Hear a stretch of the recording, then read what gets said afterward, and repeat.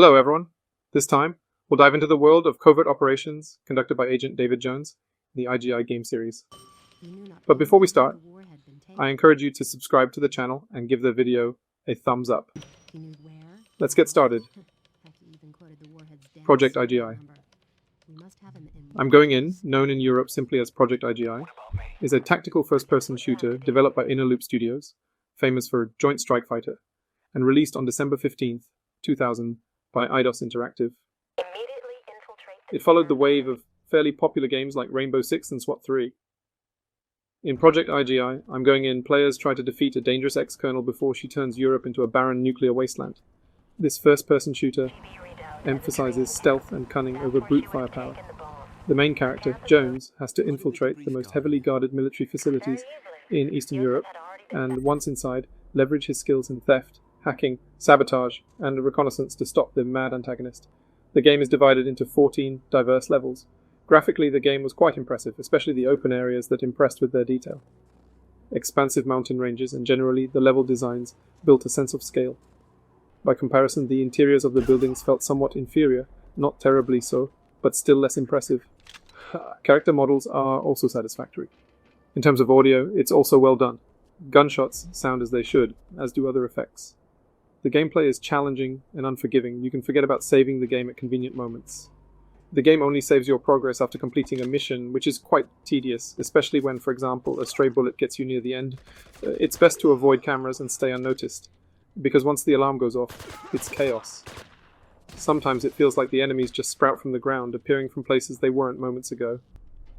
An open confrontation with multiple enemies usually ends in your elimination. Luckily, our protagonist is well versed in hacking skills. Thanks to his abilities, he can disable cameras for a short while, giving us time to move unnoticed. Our health does not regenerate automatically, as in modern FPS games. The only way to regenerate health is to use a medical syringe, but their availability is very limited, and before using one, you have to find it on the map, which can also be deadly. During missions, you have a wide range of weapons at your disposal. Some are provided at the start, while many others can be taken from defeated guards.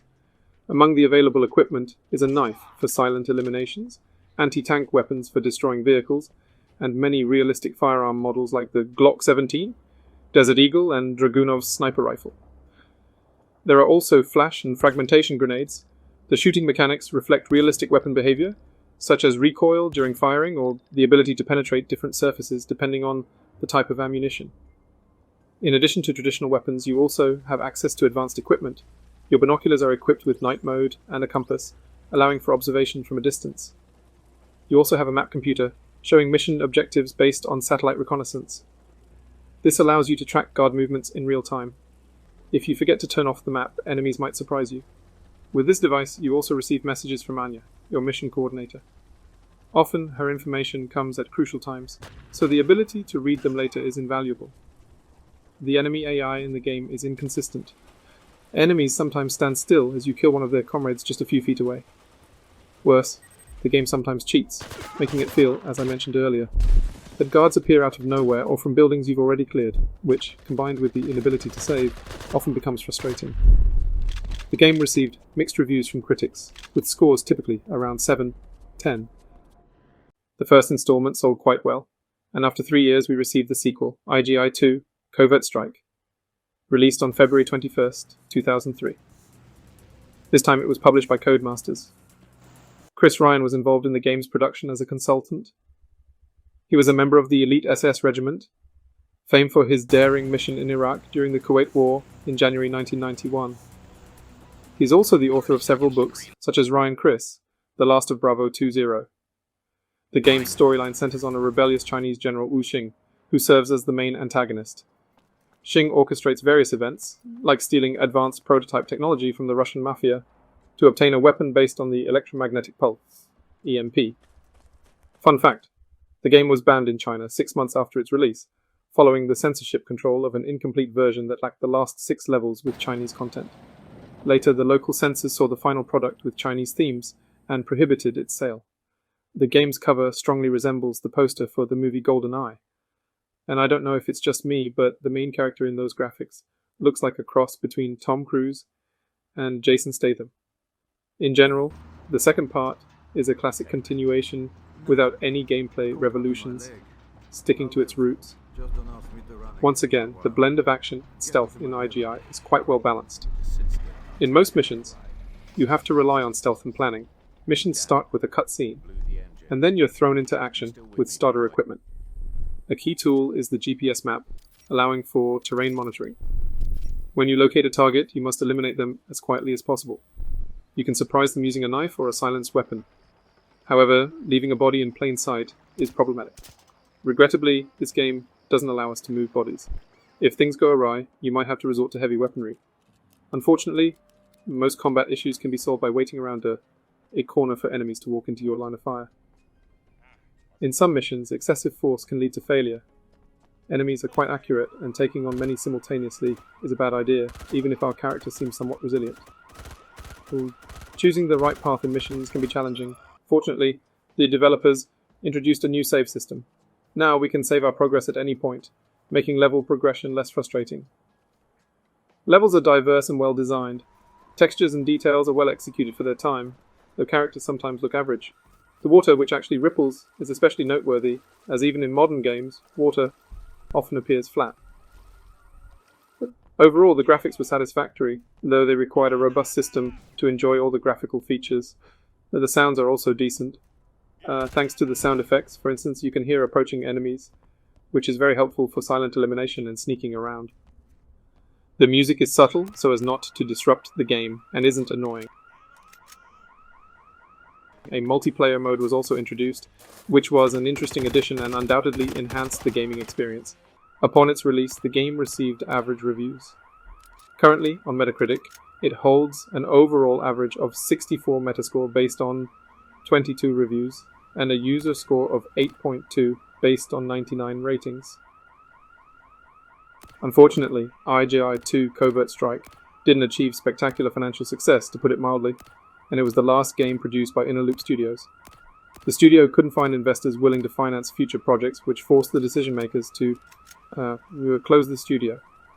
For many years following that, the series went silent, effectively unheard of. Then, in 2017, news circulated about a sequel in the works, to be developed by Artplant, composed of former Innerloop employees. The game was titled Project I.G.I, We're Going In, suggesting potential cooperative gameplay mechanics. The project was made possible thanks to financial grants from the Norwegian government. However, in 2018, the studio was acquired by the Swedish company Toadman Interactive, known for Immortal Unchained, and news about the game went silent.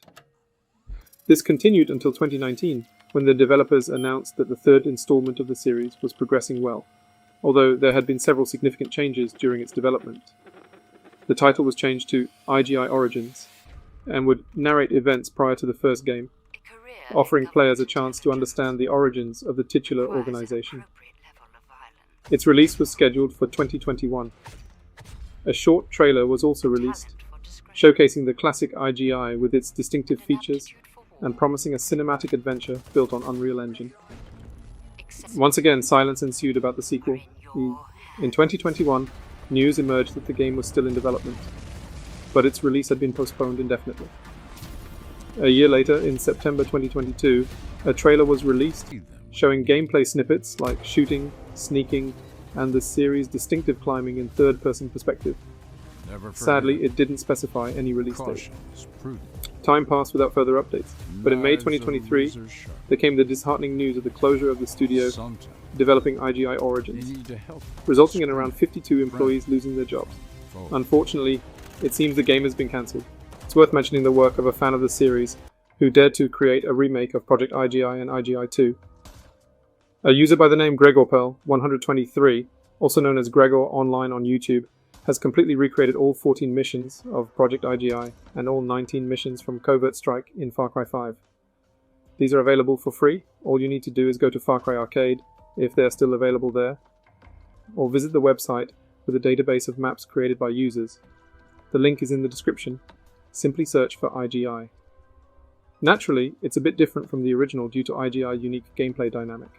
In contrast, the gameplay in Far Cry 5 has fewer tactical elements and leans more towards fast-paced action, making enemy elimination simpler than in Project I.G.I. Despite this, the remake is truly impressive. Of course, there's always hope that another studio might resume the game's development in the future, but for now, such a turn of events seems unlikely. You can give a man. Interestingly, on the Steam platform, the game can still be added to one's wishlist. Who knows? Maybe in a few years we'll hear about the revival of I.G.I. That's all for now. Thank you for watching. I encourage you to subscribe to the channel, give this video a thumbs up, and leave your comments on how you remember this series. Until next time.